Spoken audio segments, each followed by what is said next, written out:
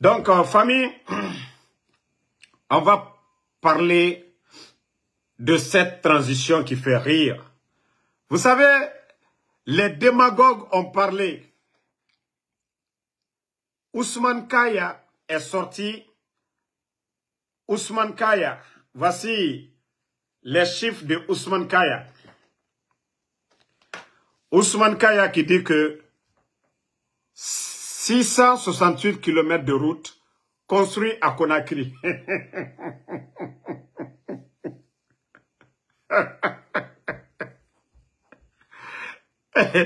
J'ai dit, tellement que c'est des menteurs, et tous. Tellement que Ousmane Kaya aussi, Conakry, nous savons tous, de 36 à Kaloum, ça fait combien de kilomètres? Ousmane Kaya dit que non, depuis l'arrivée du CNRD, ils ont fait 168 km de route à Conakry, 119 km à l'intérieur du pays. Pourtant, on a entendu des artistes, on a entendu des communicants du CNRD que le CNRD a réalisé plus de 2000 km de route. Ça, c'est votre porte-parole. Nous-mêmes, on va accepter les mensonges de Ousmane Kaya. Il y a des gens qui disent 2000 km de route. Il y a d'autres qui nous ont dit ici 2000 km de route. Ousmane Kaya a dit que 168 km à Conakry. Biri Conakry Kolo. De Sangoya à Lambagny, nous savons déjà la distance. Ça fait combien de kilomètres? La route de Prince, rien n'a été fait de ce côté. Donc, franchement, dit transition, Abarafini voulait transition. Les démagogues sont là en train de dire aux Guinéens, le CNRD a fait 2000 km de route. Mais l'état de nos routes, il faut essayer de doser le mensonge. Wouleta, era etayat bara a doser d'ondroti. Vous il fallait qu'aux 4000 km et 2000 km de route, qu'au depuis CNRD phare. Vous pensez que 1 km de route fait combien de milliards en francs guinéens? Voilà, 1 km de route. C'est plus de 8 milliards plutôt. Plus de 8 milliards. Mettez les cœurs. Et n'a pas life saboté. Donc, Woulé Tamoussiga ma dede. Woulé Tamoussiga ma dede. Moubara Falaoube, Woulé Moussiga ma dede. Et la famille, vous savez ce qui fait pitié dans tout ça. Nous avons un régime dans un régime. Un régime dans un régime. Mamadou Doumbouya, lui, il a son gouvernement. Bala Samoura, lui aussi, il a son gouvernement. Idi Amin a son gouvernement. Amara aussi, lui aussi, il a ses business. Monsieur Nimanga, je vais vous faire écouter quelques extraits de ses proches. Depuis le 7.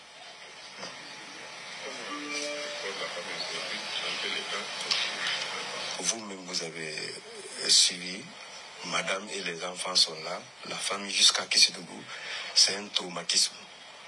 Depuis l'enlèvement de notre frère, la famille ne sait pas où se donner la tête.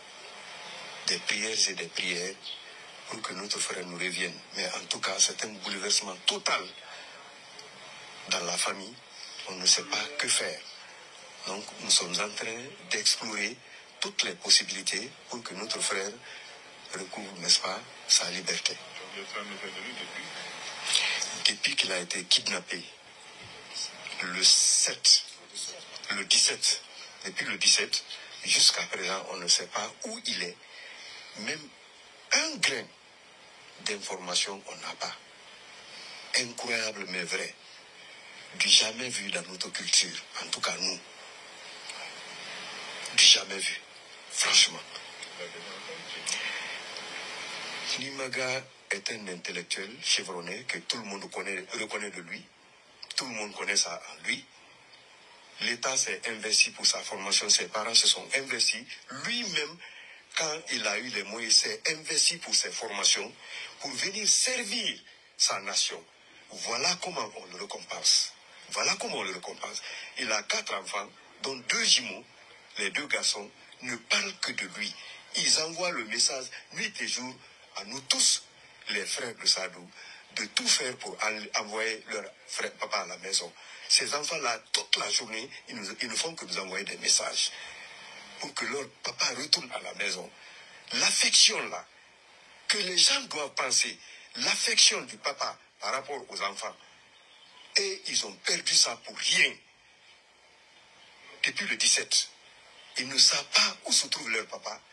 Ils accueillent leur maman à la maison et la maman ne fait que pleurer, qui est ma soeur.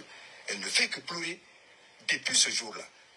Et vraiment, on interpelle tout le monde et à tous les niveaux, que ce soit, que ce jeune-là retourne à la maison parce qu'il n'était que sur le chemin de servir sa nation dans le bon sens.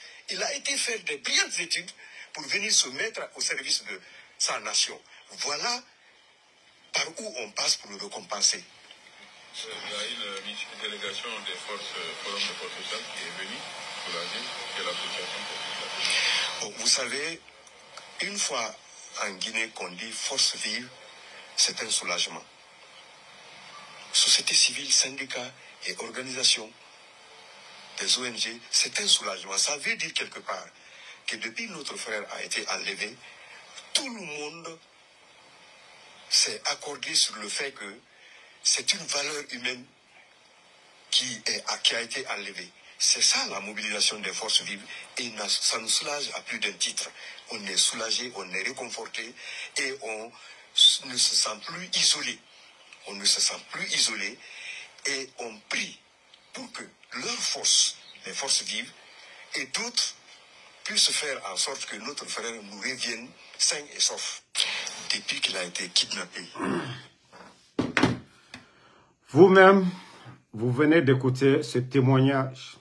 Vraiment, c'est triste pour notre pays. Ceux qui sont venus le 5 septembre nous dire qu'ils sont venus sauver, qu'il n'y avait pas de justice dans ce pays, qui sont venus libérer les Guinéens. Ah ouais, c'est ça la transition CNRD. C'est ça la transition CNRD. Kidnapper des civils. Au moins si c'était des militaires, on va dire, ça c'est des règlements de compte entre eux. Mais je dis bien, kidnapper des civils. On nous a annoncé la mort de Sadiba, Célestin Bilvogui. Qui sait quel est le sort des phoniqués des Bilo? C'est cruel. C'est vraiment cruel. Arrêtez maintenant. Arrêtez. Et j'aurais appris que le monsieur, ils l'ont envoyé à Kassa. Kassa, c'est un voyage non-retour. Une fois qu'on envoie des gens. Je vous ai déjà décrit le jeune qui est là-bas, le jeune qui torture les gens là-bas, qui n'a pas d'état d'âme, d'ailleurs qui n'a pas de père, il n'a pas de mère.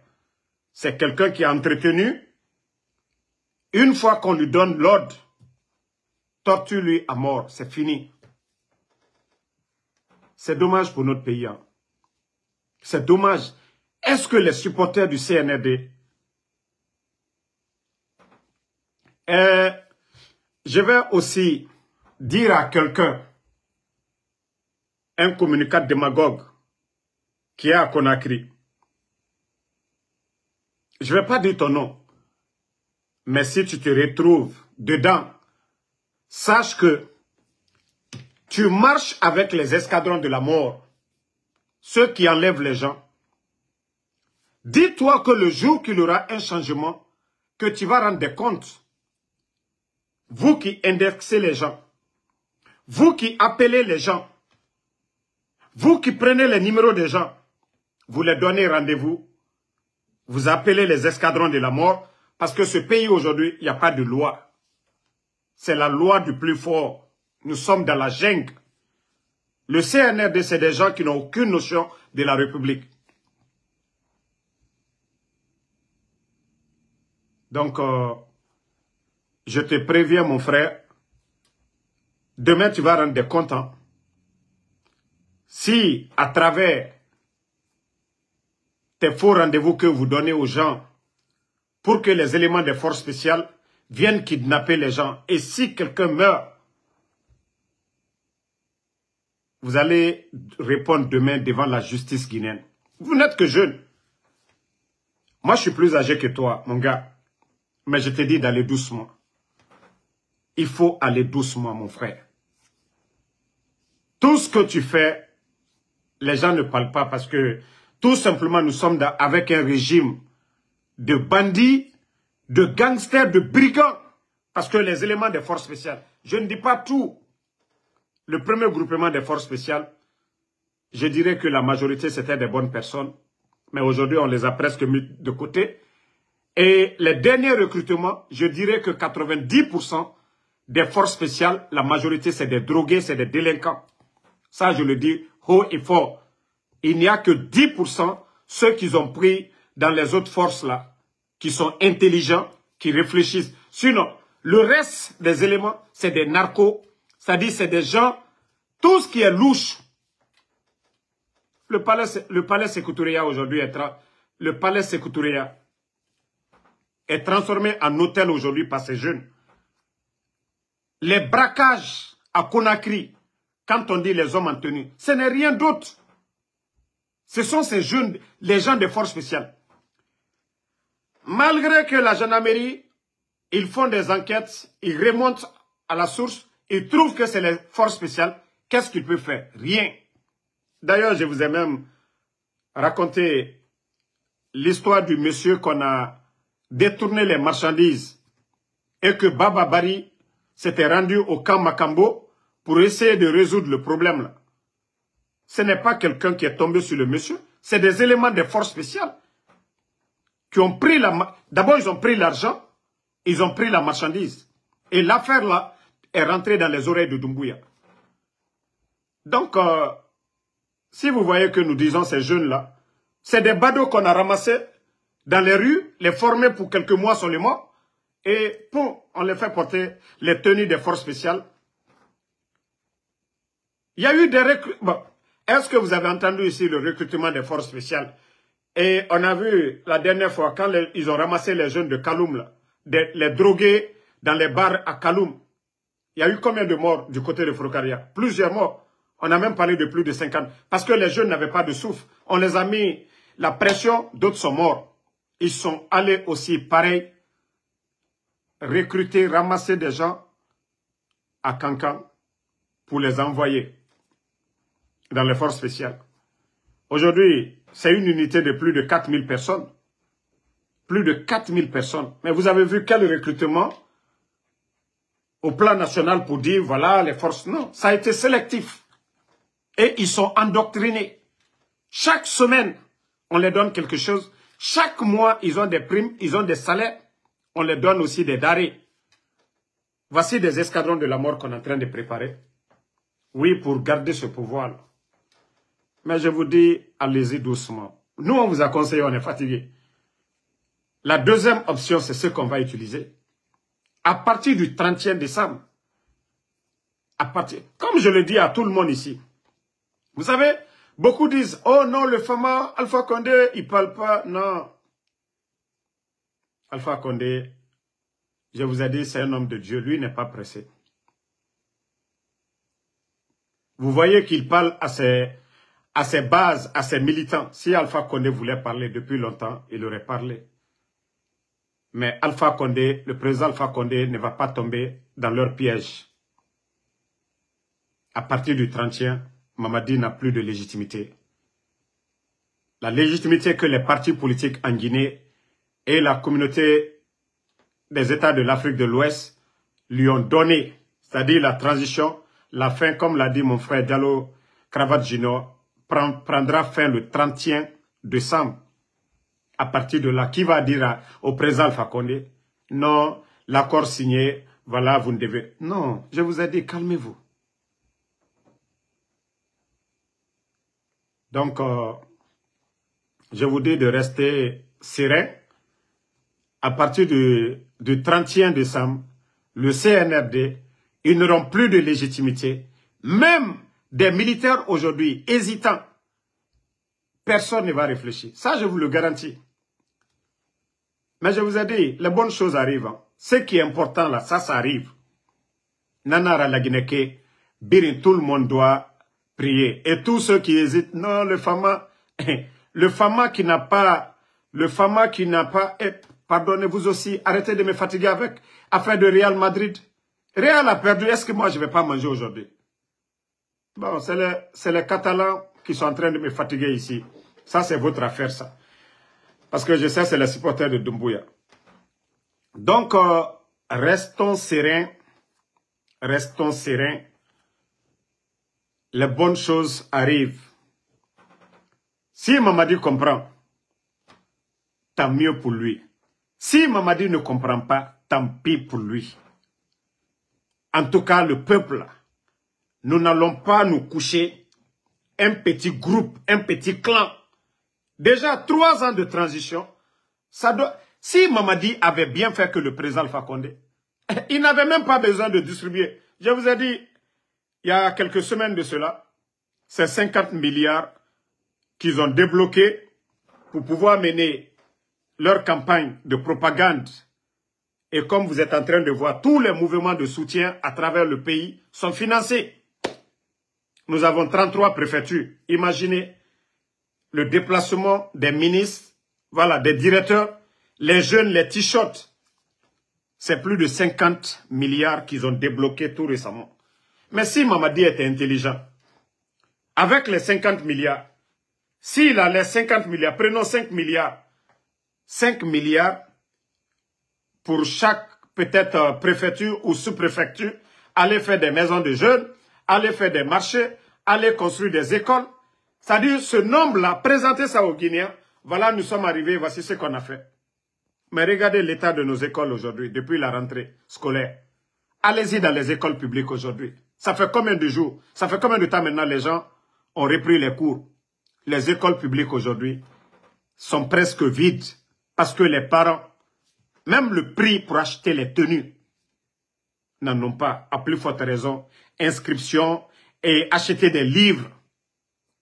C'est-à-dire le CNRD, je vous jure, ils ont mis ce pays à genoux. L'avenir de la Guinée, ils ont mis ça à genoux. Parce que les gens ne montrent pas ça. Et on continue à attraper les bonnes personnes, humilier les gens.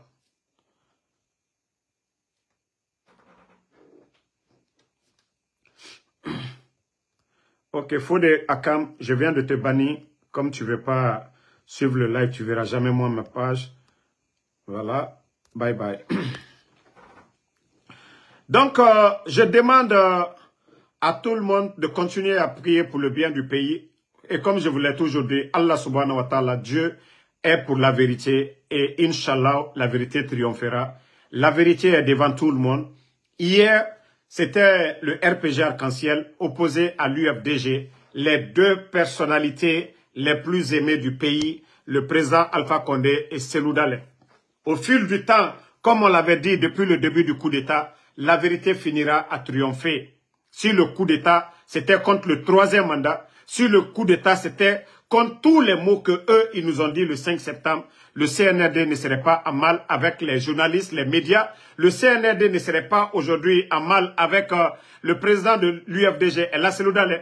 Le CNRD ne serait pas à mal avec Sidia Touré. Le CNRD ne serait pas à mal avec le RPG. C'est pour vous dire que c'est un groupe de bandits. Et je vous dis bien, le chef bandit, l'orchestre, tout le mal aujourd'hui, c'est Idi Amin. Mamadi n'est qu'un simple décor. Mamadi aujourd'hui, vous voyez pas, Mamadi est retranché dans son palais. Mamadi n'est qu'un simple décor. Oui. Oui. Le problème, c'est Idi Amin. Le problème, c'est Idi Amin. Le problème, Idi Amin et Bala Samoura. Les problèmes, c'est les deux. Les deux gros problèmes aujourd'hui en Guinée. Si ces deux-là n'étaient pas, je ne dis pas le coup d'État, voilà. Mais la manière dont les choses se passent aujourd'hui n'allait pas se passer ainsi. Mamadi, ça je vous dis, il a peur. Hein? Mais s'il y a deux là, c'est Idi Amin et Bala Samoura. Tout le mal. Et regardez les nominations. Si c'était Mamadi seul, il allait travailler avec tout le monde. Il allait parler avec tout le monde.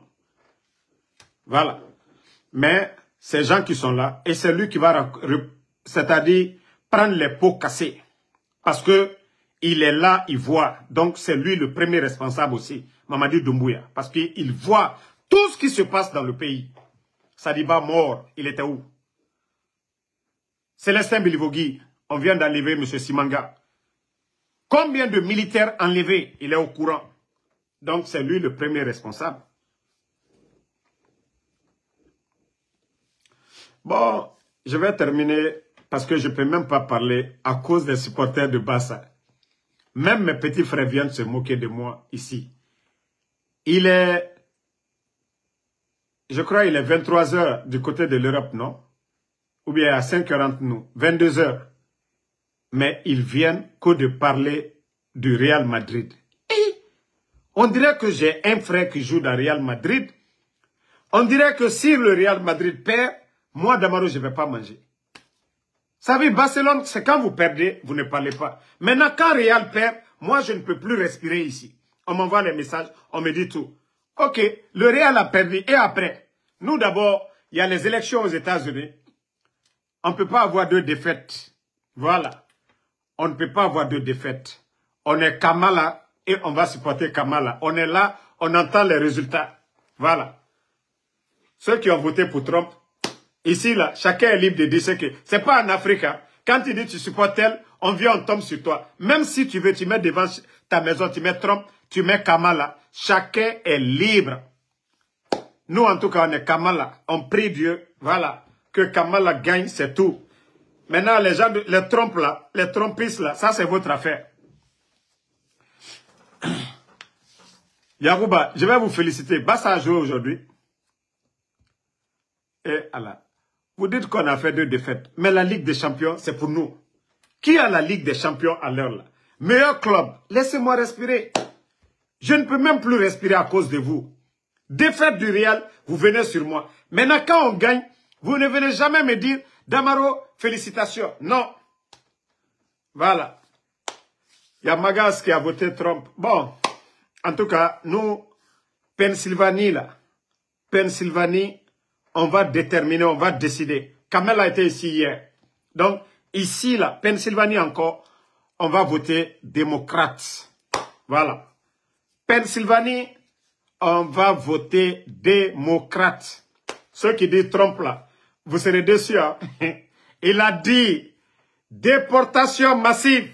Heureusement que beaucoup de Nicaragua, ils ont eu leur papier, c'est bien. Sinon, il dit que ça sera du jamais vu. Déportation comme les Européens faisaient. Donc, nous, en tout cas, on reste et on maintient notre position. On est démocrate. On soutient Kamala. Voilà. Merci à tout le monde. Voilà. Et ma soeur Mathilde Sarah Makale, merci à vous. Siaka Mansare, merci à vous. Moussa Balak. Hey. Alors les gens aujourd'hui, là, je ne comprends pas. Hein. Et puis tous les Africains, presque, ils sont Trump. Hein? Ah ouais. Félicitations à vous. Nous, en tout cas, on est Kamala. Si Kamala gagne, appelez-moi, vous allez me féliciter. Point barre. Diallo Cravate Junior, merci à vous. Merci à Dadju Diallo, Nabi Moussa. Ici, Yagoubaba, ici, il n'y a pas de problème pour dire tu supportes qu'ici, tu veux, faut porter même. Tu vas aller t'arrêter à Times Square. Tant. Les Américains, eux, ils s'en foutent de ça. C'est chez nous, en Afrique, que quand tu dis tu es Selou ou bien tu es Alpha Condé, il y a problème. Ici, là, même devant ta maison, tu mets pancarte de Trump. Ton voisin, pancarte de l'autre. Le matin, il se salue. Ça va, pas de haine. La politique aux États-Unis, c'est l'ambiance. Merci Aïssatou Diallo depuis Hollande. David Bangoura, merci à vous. Nicolas Raketic, non, c'est pas grave. Il y a des moments aussi, ça arrive. Vous oubliez que Carvajal, c'est le meilleur défenseur. Actuellement, Carvajal ne joue pas. Et Vasquez qui joue derrière. Vasquez, c'est un danger. Vasquez, c'est un trou. Vasquez, maillon faible de la défense. Vasquez ne peut pas défendre comme Carvajal. Et nous ne sommes même pas... Voilà, merci. En tout cas, Sadina Ba qui dit que Kamala... Yeah, thank you, my sister. Ceux qui n'ont pas compris, là, ils vont voir la victoire ce soir, là. Noah Keita, David Bangora, Suleiman Kondé, merci, Aïssatou Diallo. Merci à tout le monde. Voilà, Papirumba Kanté, Sedusta, le charmeur. Bonne soirée. À demain, Inch'Allah. On est ensemble.